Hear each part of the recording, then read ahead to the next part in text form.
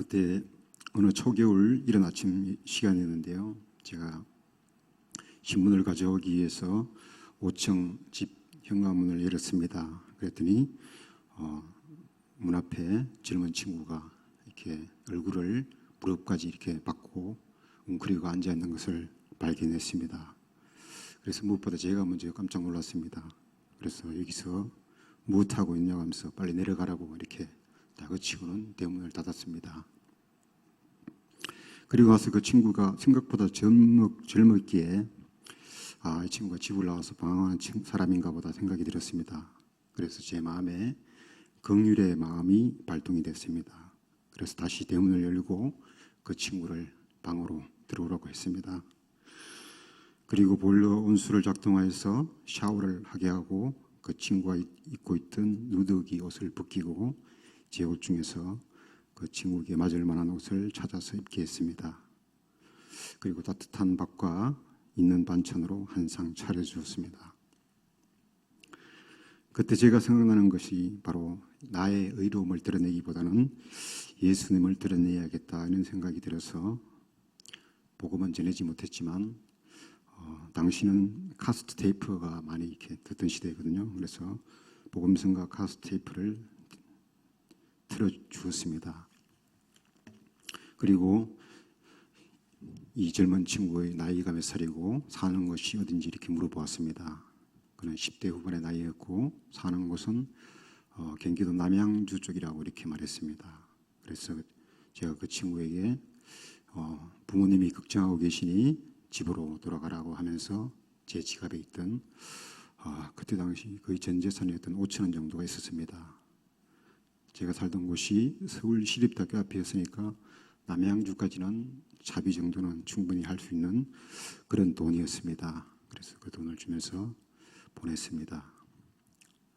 제가 이날 경험한 작은 선행은 제가 경험한 기쁨 중에서도 특별한 기쁨이 있었습니다. 그리고 그 이후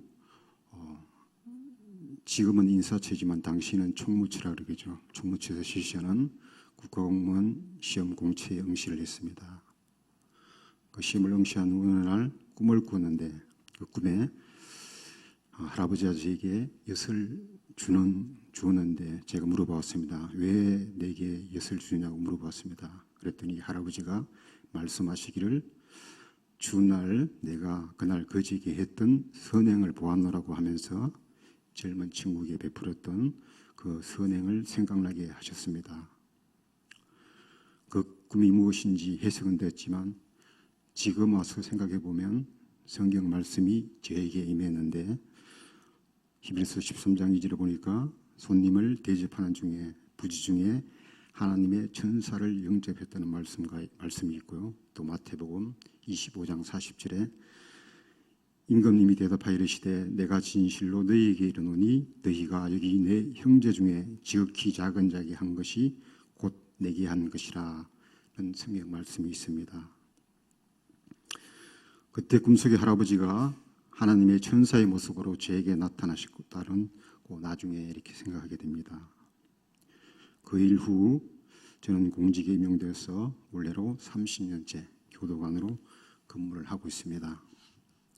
이제 퇴직을 얼마 남지 않은 시점에서 돌아보면 하나님은 뜻이 있어서 저를 교도소로 근무하게 하셨고 또 신우의 모임과 성경 공부를 통해서 갇힌 자에게 복음을 전하는 일을 하게 하셨으며 또 신학을 공부하게 하셨습니다. 제가 그동안 근무를 하면서 기본적으로 수용자들을 대하는 태도는 저들을 불쌍히 여기는 그런 긍휼의 마음이었습니다. 사형 수용자들이 제게 얘기합니다. 제가 전도사 시절에 전도사님은 무엇보다 긍휼의 마음이 있다 이런 얘기를 들었습니다. 그래서 그런지 수용자를 상대하는 것이 저는 그렇게 어렵고 힘들지는 않았습니다. 지금은 출정가라는 곳에 근무를 하고 있는데요. 출정가 업무가 수용자가 외부로 나가게 됩니다. 그러면 이들에게 수급과 포성을 하게 됩니다. 그때 어느 날 수용자에게 수갑을 채우는데 수용자가 얘기합니다. 계장님 감사합니다 이러더라고요. 그래서 제가 물어보았습니다. 무엇이 고마운지. 그랬더니 이 친구가 교장님의 배려함의 마음이 느껴졌다면서 만날 때마다 친절을 베풀어 주시고 또 수갑을 채우는데 꽉 세게 안 채우고 이렇게 느슨하게 배려해 주시는 그 마음이, 따뜻한 마음이 전달되었다 이렇게 말합니다.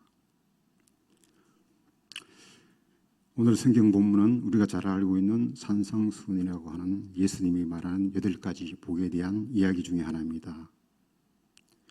성경은 우리 삶을 비춰보는 거울이며 우리 삶에서 우리의 마음과 생각과 행동의 밭에 뿌려진 하나의 씨앗처럼 뿌린 대로 거두는 것이 우리 인생에 변하지 않는 법칙입니다. 산상수훈의 내용이 바로 그것입니다. 우리 삶이 이 땅에서 사람 앞에서 긍휼을 베풀면 하나님 앞에서 하나님께서 우리를 긍휼히 여기신다는 것입니다. 우리 교회가 교정사역을 하고 있지만 교도소 사역은 수용자 복음화 사역보다는 사실은 긍휼 사역에 가깝다고 생각합니다. 히브리서 13장 3절에 너희도 갇힌 것 같이 갇힌 자를 생각하고 너희도 몸을 가져선즉 학대받는 자를 기억하라 이렇게 말씀합니다.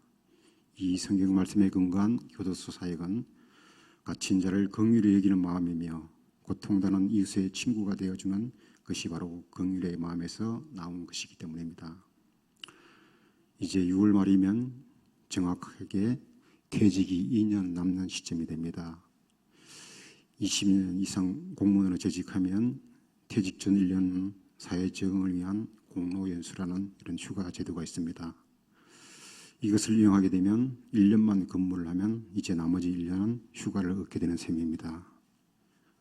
제가 꿈꿔왔던 것은 퇴직 후 7년에서 10년 정도는 열심히 사역을 하고 또 은퇴해서 고향의 언덕, 동해 바다가 보이는 산 중턱에 기도원 같은 2층짜리 건물을 짓고 텃밭을 가꾸면서 영성 수련원 같은 사역을 하면서 여생을 보내는 것이 제 꿈이었습니다. 그러나 꿈은 꿈이고 현실은 현실임을 알기에 현재는 사역의 길이 열리는 대로 되어지는 대로 하나님의 인도하심을 따라가려고 합니다. 얼마 전 황창현 신부의 동영상 강의를 이렇게 보면서 제 마음에 울림으로 다가가는 것이 있었습니다. 그것은 자신의 돈에 대한 신념이 있었는데요. 그가 그달 들어오는 돈은 그달 다 지출을 위해 쓰는 것이라 이런 말에 제 마음에 도전으로 다가왔습니다. 황창현 신부가 여러 가지 강연을 하고 유명세를 타면서 황 신부에게 후원금을 보내주는 사람이 많이 있는데 그 액수의 크기에 깜짝 놀랐습니다. 매달 수천만 원에서 많을 때는 억대까지 이렇게 들어올 때가 있다고 합니다. 그 돈은 필요한 곳에 다시 후원금으로 이렇게 보내준다고 합니다. 퇴직을 앞둔 직원들이나 퇴직하신 선배님들 보면 대개는 재취업을 하거나 또 퇴직 후 일자리에 관심이 더 많은 것을 보면서 한편으로는 공감이 되면서도 일평생 돈 버는 일에 매여 사는 인생이 꼭 저렇게 살아야 되나 하는 그런 회의감도 있었지만 저는 그렇게 되지 말아야겠지 하는 생각을 하면서 황 신부의 돈에 대한 철학을 담고 싶은 마음이 생겼습니다. 그래서 저는 이런 생각을 해봤습니다. 죽을 때 돈 한 푼 남기지 말고 다 쓰고 죽자. 이러한 정신으로 사는 것이 돈에 대한 철학으로 살아야겠다 이런 마음에 다짐을 했습니다. 제가 뭐 그렇게 돈을 많이 가진 것도 아니지만 제가 살 만큼의 이제 퇴직 후에 연금도 나올 것이고 또 노력에 대한 대가가 만약에 들어온다면 누군가에게 베풀고 이렇게 나누고 연약한 지체를 위해서 도우는 일에 쓰는 것이 이제 저희 남은 사역이며 사역의 하나의 축이 될 것입니다. 그것이 바로 긍휼이고 긍휼의 마음으로 사역하는 것이 제 사역의 나머지 하나의 방향이 되어야겠다 이런 생각을 하게 됩니다. 지난 5월 3부 예배 시간에 설교한 영상을 우리 교회 유튜브 채널을 통해서 이렇게 나갔습니다. 제가 목사임직을 알리면서 유튜브 동영상 파일을 이렇게 함께 보냈습니다. 그랬더니 교회에 출석하지 않았던 이런 비크리스찬들이, 제 지인들이 이 영상을 보고 예상외로 뜨거운 반응이 나왔습니다. 어떤 분은 눈물을 펑펑 흘리면서 보았다 하는 사람도 있고, 가슴이 멍할 정도로 말할 수 없는 감동이 있었다 이런 사람도 있었습니다. 제가 신대원 다닐 때 현직 교사이면서 동기생 목사님 중에 이번 임지식에도 왔다 가시는데요, 저의 글재주를 자주 칭찬해 주셨던 분이 있었습니다. 돌아보면 저의 달란트는 글쓰기인 것 같습니다. 또 설교문 작성하고 준비하는 것, 저에게는 작은 기쁨 중에 하나입니다.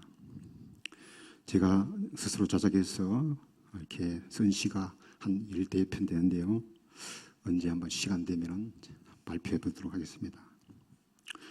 은퇴 모든 직을 내려놓으면 마지막으로 글 쓰는 일에 저의 마지막 사역이 될 것입니다. 제가 설교한 내용을 본 사람들이 그 설교문을 책으로 출판하든지 아니면 유튜브 채널을 개설해서 동영상으로 촬영해서 유튜브에 올려보라고 이런 권유를 받습니다. 그래서 저희 두 번째 사역은 좋은 설교 영상을 유튜브에 올리고 예수님을 알리는, 또 일반인과 이렇게 함께 네트워크를 통해서 교회를 알리고 예수님을 알리는 영상을 통한 사역도 하나의 축이 되어야 한다 이런 생각을 해보았습니다. 지난 신야 예배 때 목사님이 교회를 알리는 좋은 소문을 주제로 이렇게 말씀하시는데요, 저는 우리 교회를 알리는 좋은 매체가 유튜브 채널이라고 생각합니다. 단순히 설교 방송만 이렇게 내보내는 그런 걸 넘어서서 많은 사람들이 접근하여 볼 수 있도록 다양한 콘텐츠도 만들고 양질의 영상을 제작하고 쇼트 영상이라고 하나요? 이런 것도 이렇게 만들고 또 목사님 칼럼도 올리고 이렇게 해서 많은 사람들이 우리 교회 유튜브 채널에 접근하게 되면은 인터넷 알고리즘에 의해서 우리 교회가 많이 노출이 됩니다. 그러면 이것을 보는 사람들이 또 영상 예배와 또 교회 출석으로 이어지는 전도의 좋은 통로가 될 수 있다 이렇게 생각합니다. 그래서 저는 긍휼사역과 함께 두 번째 사역은 영상과 설교를 통한 네트워크 선교를 병행하는 것입니다. 오늘 설교 말씀 빨리 끝내고 짧게 마무리하겠습니다. 오늘날 기독교의 생명력은 세상 사람들이 별로 주목하지 않는 어두운 곳, 낮은 곳, 버려진 곳으로 관심을 가지고 나아갈 때 세상 사람들은 교회가 하는 일에 관심을 가지고 또 교회에 대해서 다시 주목하게 된다고 생각합니다. 예수님도 이 땅에 오셔서 병든 자, 가난한 자, 어린이와 과부에 관심을 두셨고, 예수님께서 말씀하시기를 친히 섬김을 받으러 온 것이 아니라 오히려 섬기러 오셨다 이렇게 말씀하셨습니다. 지금 시대는 하나님의 복음과 말씀의 홍수 시대에 우리가 살고 있다고 이렇게 말합니다. 각 교회마다 설교 영상 방송 유튜브 채널을 운영하고 각종 기독교 방송을 틀면 대형 교회 또 유명 교회 설교가 방송을 통해 흘러나옵니다. 그렇다고 우리가 영상 선교, 네트워크 선교를 이 방향이 잘못된 사이라고 말할 수 있을까요?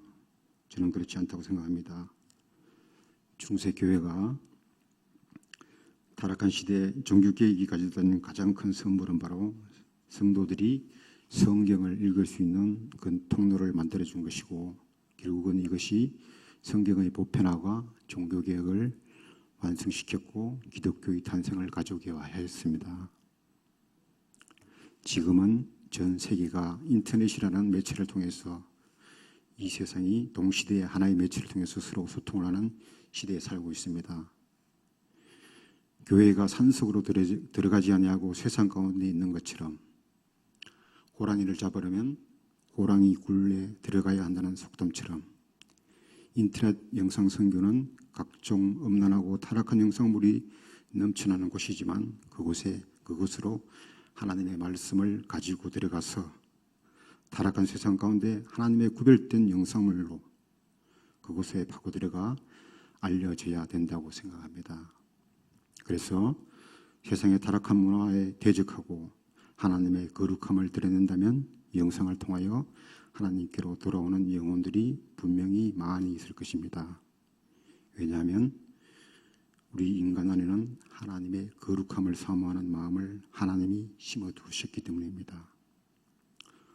오늘 투트랙이라는 제목으로 저희 미래 사역에 대해서와 방향성에 대해서 소개하며 함께 생각하는 시간을 가졌습니다. 하나님은 어저께나 오늘이나 영원 무궁토록 동일하신 하나님이 우리 가운데 계시며 변하는 시대에 변하는 매체를 통해서 변치 않는 하나님을 드러내기를 원하십니다. 또 하나님을 만나기를 원하지만 하나님을 모알라 방황하는 영혼들을 불쌍히 여기시는 하나님의 긍휼하심이 하나님의 말씀을 전하고 섬김으로 하나님의 거룩하심과 긍휼하심을 전하는 우리 교회 성도님들이 다 되었으면 좋겠습니다. 다 되시기를, 그렇게 되시기를 예수님의 이름으로 축원합니다. 우리 찬송가 하나 하고요, 기도하고 마치겠습니다. 135장 찬양 드리고 기도하고 마치겠습니다.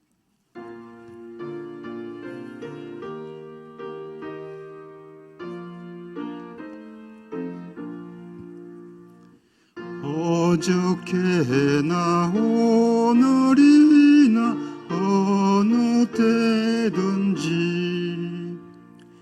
영원토록 변함없는 거룩한 말씀 믿고 순종하는 이의 생명 되시며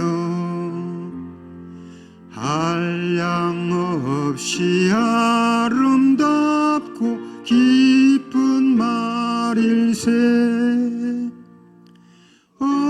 어저께나 오늘이나 영원 무궁히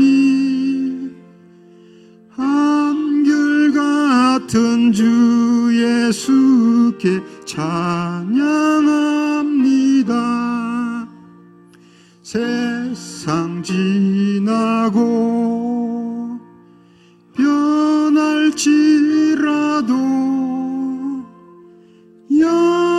영원하신 주 예수 찬양합니다. 풍랑이는 바다 위를 걸어오시고 갈릴리의 험한 풍파 잔잔케 하고 겟세마네 동산에서 우리 위하여 눈물 짓고 기도하신 고난의 주님 어저께나 오늘이나 영원 무궁히 한결같은 주 예수께 찬양합니다. 세상 지나고 변할지라도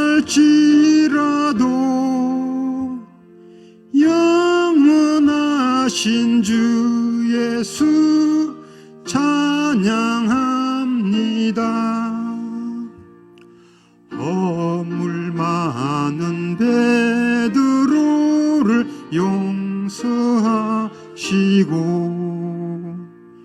의심 많은 도마에게 확신 주시고 사랑하는 주의 제자 가슴에 안고 부드러운 사랑으로 품어주셨네. 어저께나 오늘이나 영원 무궁히 한결같은 주 예수께 찬양합니다. 세상 지나고 변할지라도 영원하신 주 예수 찬양합니다. 엠마오로 행하시던 주님 오늘도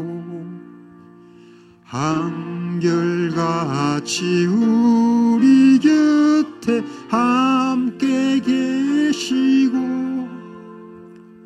우리들을 영접하러 다시 오실 때 변함없는 영광의 주 친히 배우리. 어저께나 오늘이나 영원 무궁히 한결같은 주 예수께 찬양합니다. 세상 지나고 변할지라도